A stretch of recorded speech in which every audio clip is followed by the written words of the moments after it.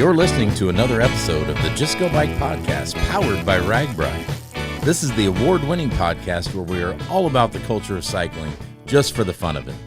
Your hosts are Murph from the Murphology podcast and AP from Parrot Talk. With tales from all over the nation, come for the bikes, stay for the fun, and leave with a smile. And now here is Murph. Hey, that's me. And AP. Hey, that's me. Hello, AP. Hi, Murph. Welcome to, you should be saying to me, welcome to Parrot Talk Studios. Welcome to Parrot Talk Studios here at the RAGBRAI HQ. Love it. I love coming to HQ, and there is a furry mascot out in the office area today. Yes, it is Friday, so that means that Carson has brought her little corgi named Rolf to the office. Yeah, he's very expressive.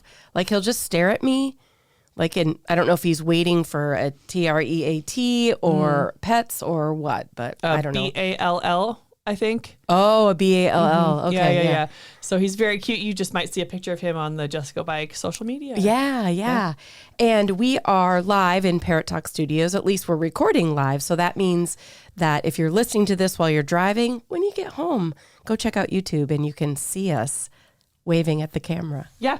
And for those of you who are watching, you may notice that our laptops are shut today, meaning we're doing this really live. We are winging it. So, and I know we've both been training for the route inspection and for RAGBRAI. So I wanted you to share with everybody your experience pedaling 250K last week. I had a great experience watching the photos roll in as others pedaled 250K. That's right. We had a little mini route inspection of the America 250 double loop because it took the whole day to ride that route. Yeah. And we wanted to make sure that on the route inspection, the actual one in June, we have time to talk to the communities and do all the other amazing things that we need to do during that day. Mm-hmm. So a select group of route inspectors rode the whole route in one day. And I think you and I were together that day because you were posting things on the socials and we were kind of texting each of the guys to make sure that they were still having a lot of fun. So let's wind it back a little bit. So in celebration, America's having their 250th birthday this year. So in celebration of that, we decided to have a 250 kilometer option on day 5 of RAGBRAI. Okay, so I have seen some heat on social media, like, why would we use kilometers when it's America's birthday? I know. And it seems pretty obvious. Like, look, who wants to ride their bike 250 miles in the middle of a 7-day bike tour? Exactly. I mean, I want to use freedom units as much as anyone. Oh, yeah. But 250 miles in one day is too much for something like RAGBRAI. Yeah. We're a ride that's for fun, that you're supposed to enjoy and not race. Right. So we kept it to 250K, which is, I will say, pretty common to do in cycling. Yeah. A lot of people, you may have heard riders doing a metric century, which is 60 something miles. Yeah. Which is, just a little bit more doable than 100 miles, but that we have that option too, and we'll get to that. But, okay. So how many miles is 250K? Well, 250K is about 155 miles, or maybe a little bit less than that. But with the RAGBRAI route surrounding it, the day will come out to about 159 miles. Ooh. So it's actually over 250K just because of the situation within the RAGBRAI route that day. And our riders, I'm going to interview them, or I did interview them, so you're going to hear them in a second. So we won't get into too many of the details because they're really good at sharing stats and such. But I like that Matt came up with a route that if you're tired after you do your century loop, you could bail out on doing the 250K. But no one should ride the 250K on a whim. Yeah. You should prepare for it and you should plan for it and you should get up early enough that you can complete it in a day. Mm-hmm. Even our experienced cyclists took nearly the whole amount of daylight in one day to do this ride. So I just want to caution you, and we're going to be doing a whole series of posts about it where we're going to have a blog with training information on how you can train to do the 250K if you've never done something like that. We're going to have this podcast where they describe about what it was like. Mm-hmm. We're going to have all sorts of information that you'll be able to use as a toolkit to prepare for this because you're going to want to prepare for it. Mm-hmm. Other common questions we've had about the America 250 double loop is that it's sort of concurrent with the Karis loop. If you look at the map, they sort of overlap.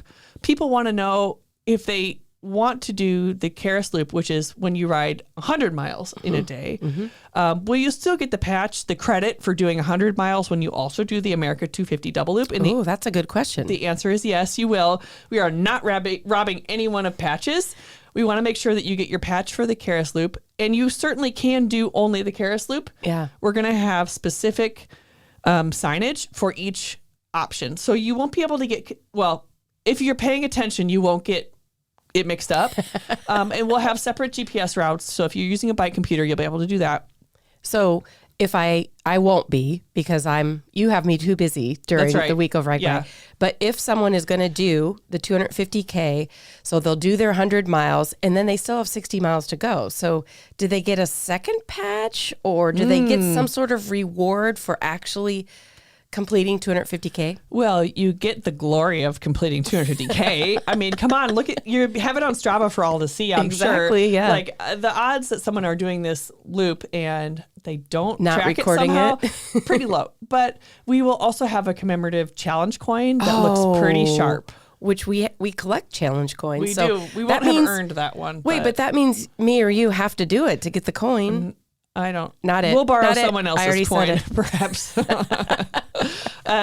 I'm certainly up for the challenge, but it would take me so long that it wouldn't be appropriate to ride it on pre-ride or even the real ride. But so again, you got to kind of just know yourself and know your strength. If I was to want to ride this on RAGBRAI, I would start preparing now, or yesterday, ideally.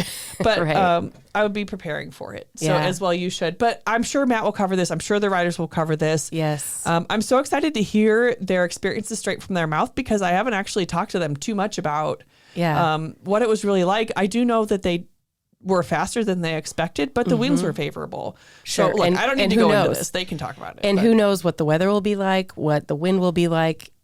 All of those factors come into play. But I will tell you that it took them a little over 12 hours to do it. And that includes stopping time. Yeah. And they did stop, took breaks. I think they may have had a beer somewhere. They had lunch, all of that good stuff. So let's get to our kind of recap with the double loopers, the 250K riders. Yay. We will be right back. Dear Friday, Toyota says let's put good times in gear with the Tundra, Tacoma, and 4Runner. Want some cool available features? We've got power tailgates to power game days and a trailer backup guide that's the champ of the ramp. Heck, we might even cancel Monday. Toyota trucks. Find yours at toyota.com. Toyota. Let's go places. Now, back to the show. Well, welcome, Mr. 250K. Will you tell everybody your name and where you live? Yeah, sure. Hi, I'm Scott Olson, and I live in Madrid, Iowa. Madrid, not to be confused with Madrid, right? That is correct. I believe there are T-shirts that say it's Madrid, not Madrid. And for those people listening that maybe remember when RAGBRAI came through Madrid, you have an amazing trail right there, the High Trestle Trail, right? That's correct. The High Trestle goes from Ankeny through Madrid and all the way to Woodward, and now it's just been connected to the Raccoon River Valley Trail in Perry. Oh, so you could ride a long ways without hitting much traffic. You can, yeah. You can pretty much from my house, you can get to Marshalltown, Jefferson, Cumming, Perry, all on a trail. It's pretty nice. Wow. I will tell you, before we get into the 250K, that I was riding my bike solo one day. I don't remember why. And you and I passed. Do you remember that day? I do, yeah. I think we even stopped and had a little chat on the trail, didn't we? I think we did, yeah. We did not have a cocktail or a beer because we were both on our way to someplace important. But anyway. Probably to go have a cocktail or a beer. Probably somewhere else, yeah. Okay, so listeners really want to know, they want to understand the 250K, what it's like. You experienced it recently with 3 other pre-riders. Is that correct? That is correct. Yep, there's 4 of us total. So okay, so maybe start out by giving us a little bit of your like the stats that you compiled, without getting too deep, but just to kind of give us a feel for the day. Sure. We started at 5 a.m., finished up just after 5 p.m. So we were right at 12 hours, maybe a few minutes over total elapsed time. My mileage was 159.3 on the day. I had about 4,800 feet of climb, which is, in my opinion, relatively flat across 160 miles. Mm-hmm. And our average speed was about 16 and a half. Whoa. Okay, so that's cruising. I don't feel like we're ever hammering it or anything. Okay. We're going pretty good. Okay. We had pretty favorable wind, so it was very nice in the morning, which helped a lot. And, in theory, we all know this, all of us that ride bikes, we have no idea what it will be like the day of RAGBRAI when this takes place. Could be headwinds, could be tailwinds, could be raining, could be beautiful. But, you said you had favorable winds, the weather was pretty good, but like overall, how did you feel? I felt pretty good. I do a lot of riding throughout the year. Over the winter, I do a lot of Zwift. So I've got quite a few miles in already. Mm-hmm. So we stopped in every single town and took, a 5-10 minute break at least. So that helped kind of break up the day quite a bit. And were you able to actually have anything longer than a 5 to 10 minute stop? Like, did you eat lunch? Did you have a beer anywhere? Yeah, we stopped and we had lunch. We probably sat there for about a half hour. We did stop and have a beer also in Jessup at, I can't remember. Cougar's Den, I believe, is where it was. Okay. So we sat there, and Jessup is the town that's on the loop. So before we did the loop, we probably took a half-hour break, and after the first one, we took about a half-hour break just to relax. Not quite as long after the second loop because we only had about 8 miles left into Independence.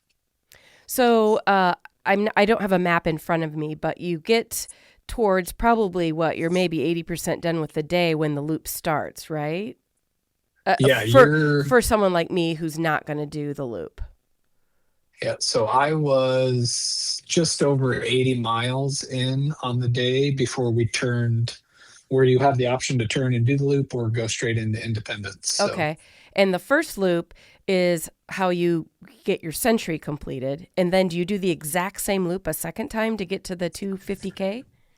So the Karis loop and the 250 loop are slightly different. They're in the same area, but they are slightly different. The Karis loop is a little bit shorter, where the 250 loop you do twice the same loop. So it's about 35, 36 miles for the loop. Okay. And would you say, again, people who are maybe listening to this episode thinking, can I do it or can I do it? Like, will I be biking at night? Will I be biking at 3 a.m? Like you said you left about 5 a.m. and you got done about 5 p.m. Did you feel like you were rushed all day, or did you feel like you had, I wouldn't say normal chill time because this is 160 miles, but kind of chill, a little bit of chill time? Yeah, we stopped and took a picture in every town. And kind of relaxed for a little bit. I wouldn't say we were cracking the whip at all. We were just relaxing throughout the day. We never really felt the pressure of time. We did, I think Matt had us originally getting into Independence at like 7 or 8 based on some of his thinking of what the schedule would be. So we got in quite a bit earlier than that. But like you said, it's hard to predict the weather and what it's going to be like in July. Yeah, for sure. Yep. And then how about some highlights? Like, I mean, of course you're proud that you did it because I'm going to give you a high five right here, Scott. Can you feel it? Yes. High five. Oh, yeah. What are some highlights that you can share? For me, just taking a Friday off of work and hanging out with the buddies and riding your bike. I mean, it doesn't get much better than that. The bar was super cool. Jessup, there's a lot of really cool towns, some good photos to be had along the way. I think it was Rhinebeck that has a very cool mural pointed or painted on the side of the wall, so that'll be cool.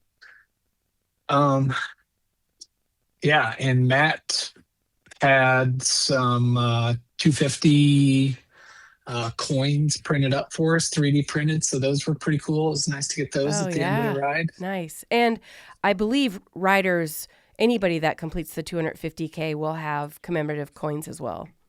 That is correct. Yep. And I think a lot, if you do the 250, I do believe you get the Karis patch as well. Yep. We talked about that just a minute ago. AP and I did. Yeah. Yeah. Any other highlights that you want to share?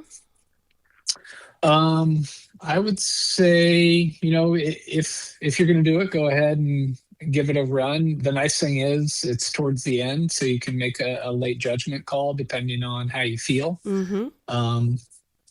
Hydrate and make sure you eat along the way. It's pretty easy to become dehydrated or bonk, so you don't want that to happen.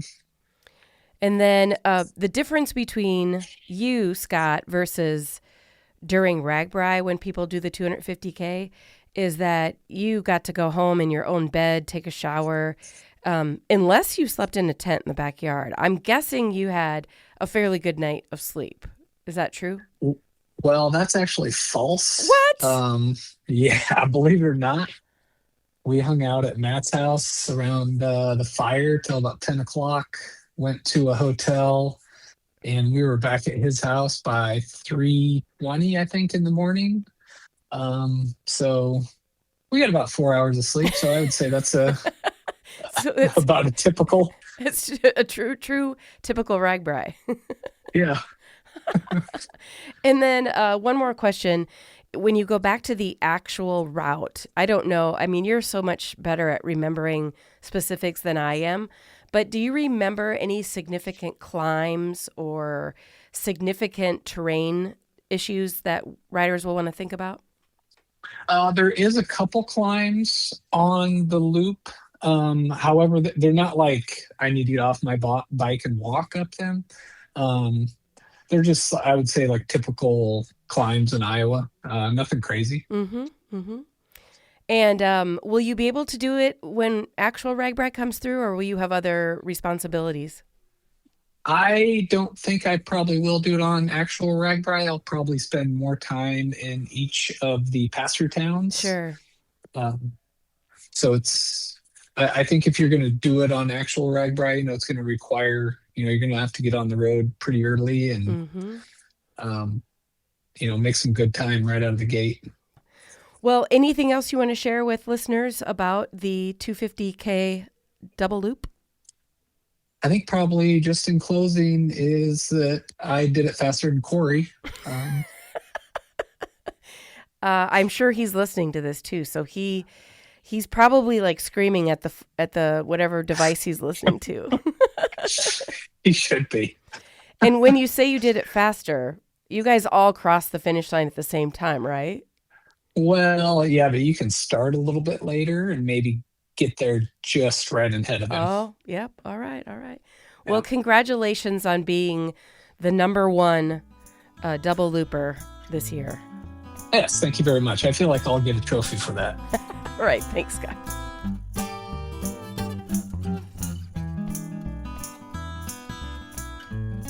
All right. Next up, we have another rider that did the pre-ride of the 250K, but also he's the man that decided the route. So welcome, Mr. Matt Phippen.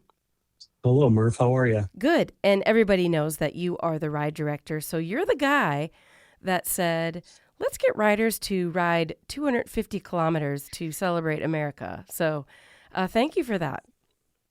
Well, we'll see how they're thanking me at the end of the day after they've either ridden it or not ridden it. We'll see. Yeah. And so you are one of only 4 people that have actually had eyes on, bikes on. You've done this entire route. So will you share with us, I guess, whatever stats you want to share? Scott was on a little bit ago and he shared some of his stats, but we would love to hear what you want to share with listeners. Yeah. So like when we started to plan kind of the day, talking to Scott on the phone and kind of looking at the miles and, I kind of just based it on, man, if we average 10 miles an hour, it's going to take us, 16 hours to do this. Wow. And as you know, like you can't, you only have basically 12 hours from the moment the route opens at 6 to the moment it closes at 6 p.m. I So didn't even think about like, that. yeah, the cutoff time is one of those things where, I want to see, okay, can we do this in or under the 12 hours that we give riders to do a normal day of RAGBRAI? So when you looked at the, hey, 10 mile an hour average, based on how I create, just a normal route, that means that riders are going to have, 4 hours past the deadline, which we can't have riders riding their bikes at 8 o'clock or 9 o'clock at night when it's dark. So they have to get in. So we kind of just put together a plan of, okay, we need to average more than this. What's it going to look like? Unfortunately, we're not going to have the same weather that we had, a couple weeks ago in July. I mean, it was 38 degrees, I think, when we started. It was wow. almost 70 when we finished. I would love to give riders that ability to have that weather in July, but it's going to be 90 plus degrees that day with headwinds, and it's going to be hot and humid. So, we just kind of had to look at every possible scenario. And when it was all said and done, I think we averaged like 16 plus miles an hour, and we ended up having a great day. And you actually designed this route, and I feel like you were very mindful of the fact that, if somebody decides to do the 250 loops and then they are doing the Century and they're like, I don't think I can do it, there's a way out, right? Oh, absolutely. Yeah. So Jessup's kind of the last town of support before you go into Independence. Now, Jessup to Independence is, it's under 10 miles, like 8.7 miles. So if you do the loop and you go, you know what, I don't have another loop in me, I'm just done for the day, you got to go 8.7 miles and you're into Independence. With the Century Day, once you get into Jessup and you're feeling good, you got a 25-mile loop ahead of you, you can knock out a Century and be done. But it does give riders the ability to eject if they need to eject, where, in previous years, Century loops were early in the day and they still had to finish. So, being able to put the Century loop and the 250K loop loops at the end does give the riders the ability to say, you know what, I'm either feeling it, I can finish, or I'm done, I need to head in. Is this ride going to be, and I'm specific to the 250K route, is it supported, or are there towns that people can stop in? Yeah, so Jessup will be the town that will provide the majority of the support. So you'll hit, as you roll through the town and you do the double loop, you'll be able to go to Jessup twice. We will have a spot where you'll check in, kind of where you'll get your Century patch and, the coin if you finish. But you will obviously have some limited support there, but it is a 36-mile loop. So on the backside, we're not planning on having a lot of support that day. Now, all bets are off and Mother Nature plays a role. So if it is super hot that day, we will have to pivot and find a way to make sure that we have water in some key spots. Like I said, we're going to do a check-in point so we know kind of who's on the route and who's doing part of the loop, so we can know if they're coming and going. But just know if you're doing the loop, like we talked last night during the town hall, nutrition is the key. So making sure you have enough stuff with you, so if you do bonk or you do need extra water or energy, you're carrying with you on your body. And I would hope that if somebody is right now thinking about doing 160 miles in one day, and like Scott and I said, then you're going to be riding the next several days as well, that they're already thinking this sort of scenario through, in that 160 miles is nothing to joke about, but doing RAGBRAI is nothing to joke about. No, and I think, this is both good and bad, right? It's good from a challenge standpoint. Like, this is something that if you accomplish it, it's pretty cool. But it's bad from the standpoint of you're going to miss truly a day on route with the towns, because we didn't have a whole lot of time to spend in these towns. So it was basically just a refuel water bottles, take some energy, take a group photo with a site in town to get back on the road. So if you're truly interested in the spirit of RAGBRAI, just know, like, you're not going to be able to truly experience that this day, because you're on such a mission, unless you're this elite athlete that can do 20 some miles an hour plus, where you can just hammer and knock it out and have more time to spend. But we had 4 not elite athletes, riding bikes. And, it was still a long day in the saddle. We had a fun day, but it was also like as you know, the weather plays the biggest role. And if it is 20 degrees hotter, we're getting cooked, a lot earlier in the day. Right. So with that said, you had favorable weather, but here you completed 160 miles in one day. Will you give listeners just an overall, how did you feel? Well, I could definitely tell that I did something. When I got home, I was kind of, once I kind of unpacked and laid on the couch for a little bit and kind of all the adrenaline dumped and was gone. That first time I went up to use the bathroom, it took me a little bit to get off the couch because my body was a little bit tight. Sure. Then the next morning, I could definitely feel it in my knees, but Corey made a comment, last night on the town hall that nutrition is the key, and he felt great, and I felt the same way. I had more than enough water bottles with energy in them. We ate regularly throughout the day.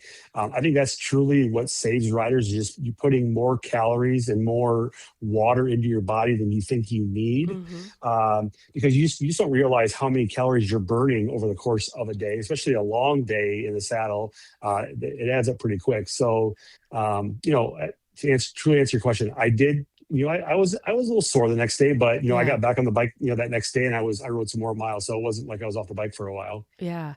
Okay, so I'm looking at bikeiowa.com, which is Scott Sumpter. He posted his, I don't know if it's Ride with GPS. It doesn't say the name on it, but his stats. Yeah. And first off, it says he burned 8,000 calories. So think about that. I hope you had an amazing meal at the end of the day, because that's amazing. Yeah, I think we stopped at Quick Start for lunch, and I think I had a cheeseburger, so it probably wasn't the best food going into my body. Yeah. But it sounded good at the time. Yeah.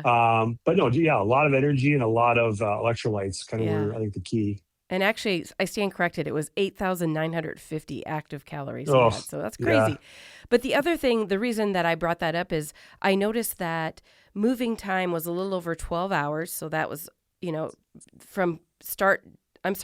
total time was about 12 hours. So that's from the time you started till the time you were done. Moving time was a little over 10 hours. So you had 2 hours off the bike, as you went through the day. Did you feel like that was enough time? Did you feel rushed, or did you feel like that was kind of the right amount?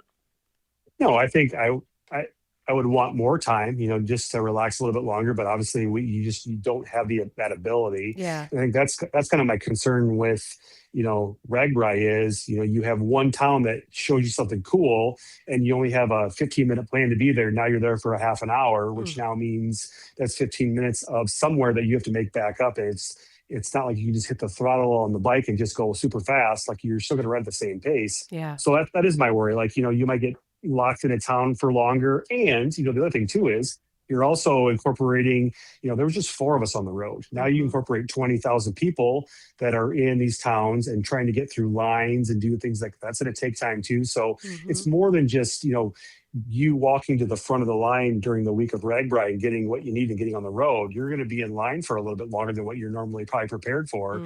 That's why I think it's just so important to have so much extra food and energy with you. So if there is a long line, you can still kind of stick to a schedule. Yeah. But as we talked as the group, you have to stay on that schedule and know that it's 30 minutes for lunch, no more. But if we can leave a little bit early, we'll leave a little bit early, but not going over.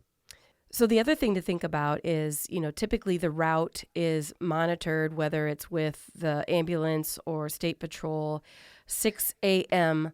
to 6 p.m. So are you going to alter that at all this day, or is it still going to be 6 to 6? Yeah, we're gonna look at some alterations to the opening time of the day. So I think, talking to Corey, he does baggage. Baggage trucks are going to be ready to go by 5 a.m. So you can drop your bag and get on the road as soon as possible.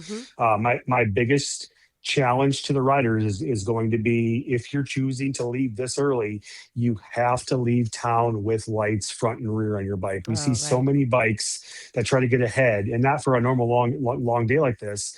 They just want to beat the heat and want to be the first one in, that they're not riding with their lights either turned on or they just don't have lights at all. And it's kind of like they kind of surprise you because you're not expecting a bike that early in the morning. So if you're going to leave early, well, like I said, we'll open the trailers at, by 5 so you can throw your bag on and get going, but you have to have lights on your bicycle. And then at the end of the day, depending on how the route is playing out, we plan to extend, probably another hour after that to get people, an hour to get into Independence. So, it's a long day anyway at 86 miles, and then you add the Century, and then you add this longer loop.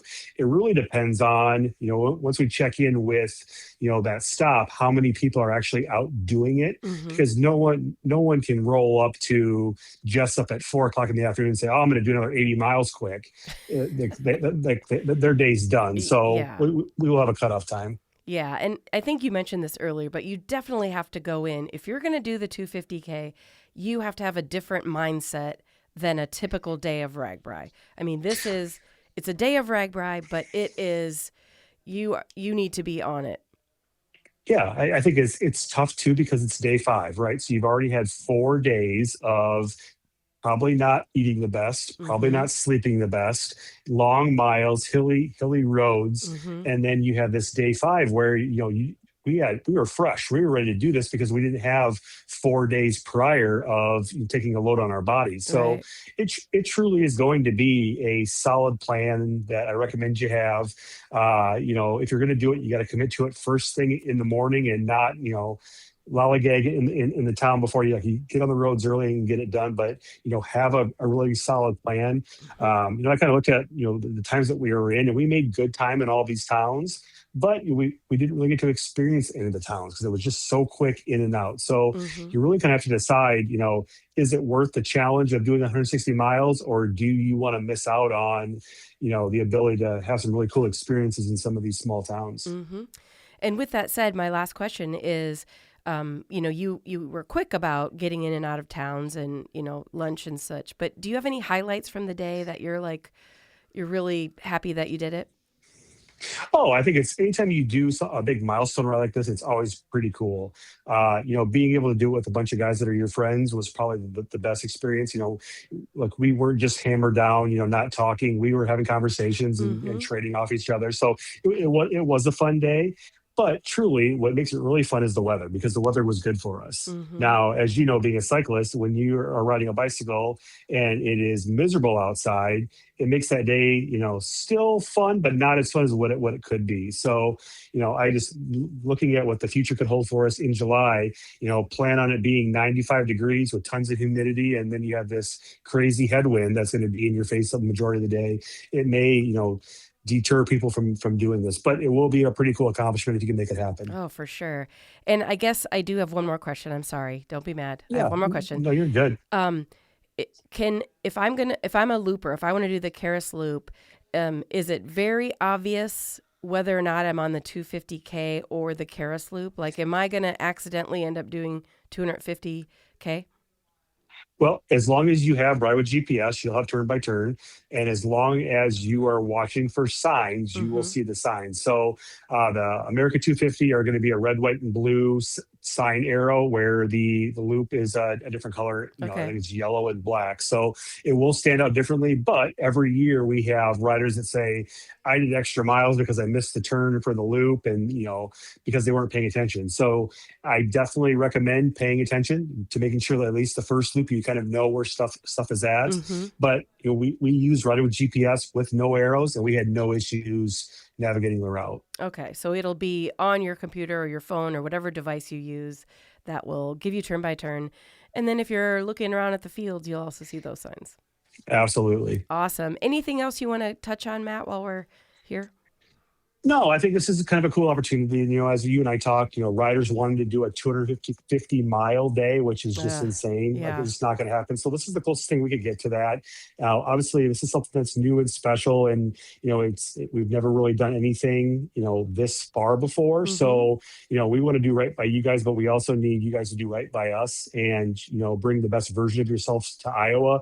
Make sure you have a solid plan. Make sure you have tons of energy. So if you are on the backside and you need something, you have it with you. But don't rely on the town to take care of yourself. Make sure you take care of yourself, with the right stuff in your pockets. Well said. Well, thank you so much, Matt. We will be in touch again as we get closer to actual RAGBRAI. Yeah, thanks, Murph.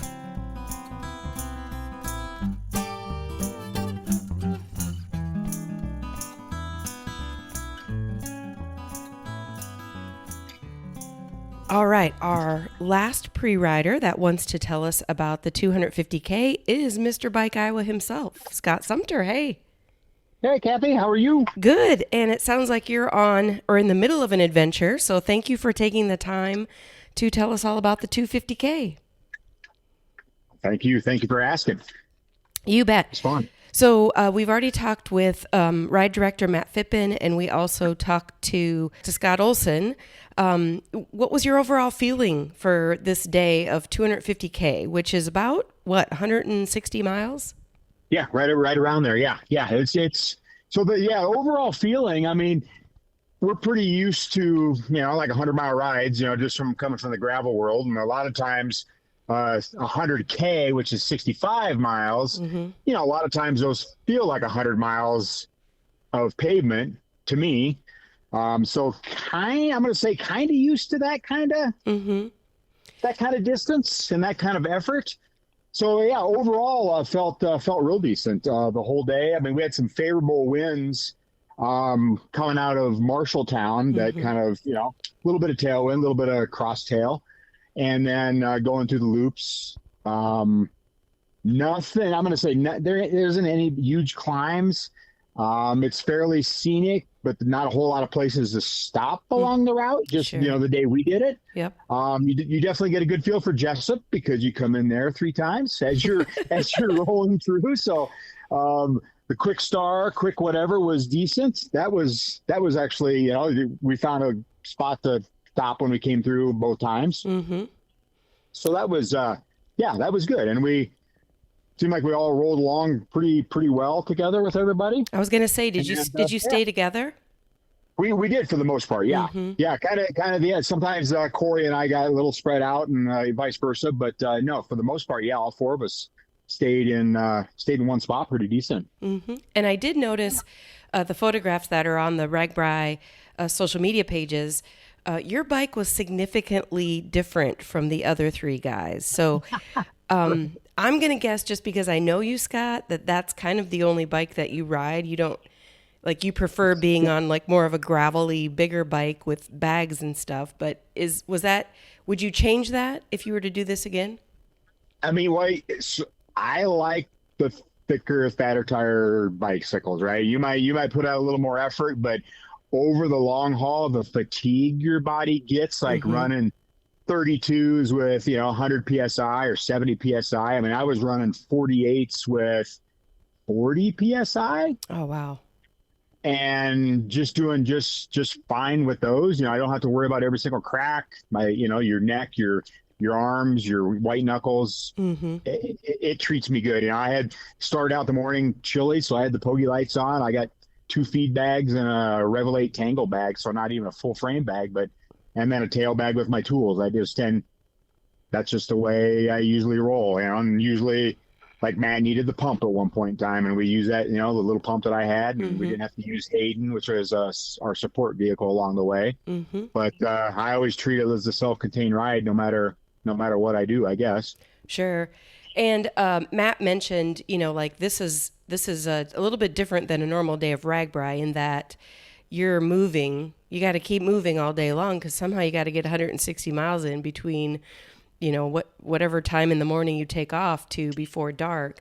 Did you feel rushed all day, or did you feel like you had sufficient amount of chill time?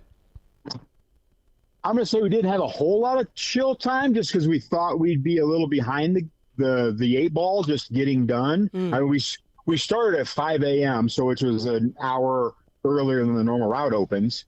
But now they're going to keep it open. They're going to open up at 5 and close at 7, I hear. Yep. So that helped, but it just started out. We weren't quite sure, right? With the wind, could have been any different direction that day. So we gave ourselves the benefit of a doubt. And when you stop in the first few towns, it was early enough. Nothing was open. We had all our supplies that we needed, so it didn't really feel need to stop any longer than just to take our photo at the signs. So it actually worked out well. Didn't feel rushed, but we didn't relax a whole lot either. Right. But, when you're doing that many miles, you don't want to sit, for an hour or two, because it's going to be so hard to get back on that bike. No. Yeah. It really, it's more, the more I sit, the more creaky I get when I get up. So once you're warmed up, you can really go with that. Did you pack, again, you and I bike in a similar fashion in that I'm usually on my gravel bike and I have bags, and I can, put granola bars or whatever I need, liquids in my bike bags. Did you feel like you used your own food and drink quite a bit, or did you rely on gas stations? The whole time. I took 70 ounces of like a tailwind mix with me. 70. So I didn't, and I took one, like a smaller water bottle full of just fresh water. And then I had like 4 Lars bars on it, and that was it. So I didn't use any. I think I didn't even use any food with Hayden on the support vehicle. I didn't. So yeah, I was just used to carrying my own stuff. Where the other guys, they filled up the water bottles and didn't, just had the road bikes, and which I would assume the vast majority of the RAGBRAI folks would be on the bikes that they would be riding. Yeah. Yeah. And I think you mentioned at the beginning, but do you remember any significant climbing or significant downhills? There really wasn't. There was a few rollers on the back sides, but I don't know. It just flowed well. I didn't have to really shift down a whole lot. You kind of could keep the roll going, and then if you had to, it was a little bit of slow down, but it wasn't like, oh my God, this is way steep and I'm way tired, and you just kind of kept. Yeah, it was solid. And how about any highlights? Like if you remember, because I know you guys stopped at a lot of places to get group photos. Any highlights of the day? In most of the towns, they've got a little spot where you can actually stop and take a picture. The old windmill, the different welcome to X town was kind of cool, but we really didn't stop a ton. It was just finding that welcome to the certain town. There was some artwork. I can't remember which town that was. Main Street, they had a little side park, some cool artwork. They had like a ghost bike back there, like a memorial for some guy who passed. That was just that little park setting was kind of cool. But otherwise, I can't say there's a ton of highlights. There was a few veteran spots that was kind of cool.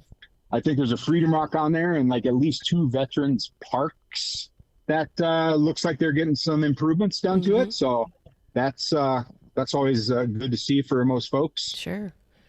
And you said you go through Jessup, 3 times? We come into it, and then every loop we come back through it. Jessup, yep. Okay. And then I think for the 2 times it takes you through Main Street down there, and then the last one it takes you on the main road, so you don't go through town again. Okay. And we can assume on actual RAGBRAI there will be vendors there, but were you able to, if you needed to, were there like restaurants or enough gas stations? Yes. Yeah. Okay. Definitely in Jessup. We tried to stop once for a lunch in Jessup at a bar restaurant, and they were about half an hour from opening. So then we just went down to I believe it was a Quick Star. And we just got some chicken and pizza, and that's what we kind of ate, and just kind of sat on the curb and watched the cars. True RAGBRAI style right there. Yeah, exactly, right? Yeah. But yeah, during RAGBRAI, there'll be way more vendors, especially with Jessup, the main route going through there. Yeah. Well, good. Thank you so much, Scott, for taking the time to share. Anything else you want to hit on before you get back on the road? Just don't let it scare you away. I mean, if you've done 100-milers before, just get a good start on it, and just do it. I mean, it's 250 years of independence of the United States. Celebrate it. Yeah, I'd say try it. Yeah, it might be a long day. It might be a little over your ability, but yeah, once you get it done and you get that challenge coin, I know there's not that many challenge coins that are ordered, but try. All right. Try it. Cool. All right. Well, thank you so much, Scott. Have a wonderful afternoon. All right. Thanks, Kathy.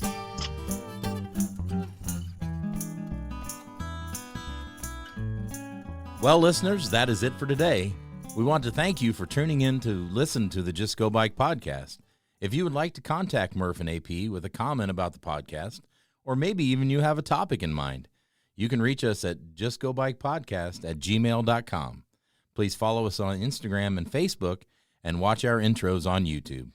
And don't forget to rate, review, and subscribe to this podcast, especially if you're a fan. That is going to do it for this week. Until next time, Just go bike.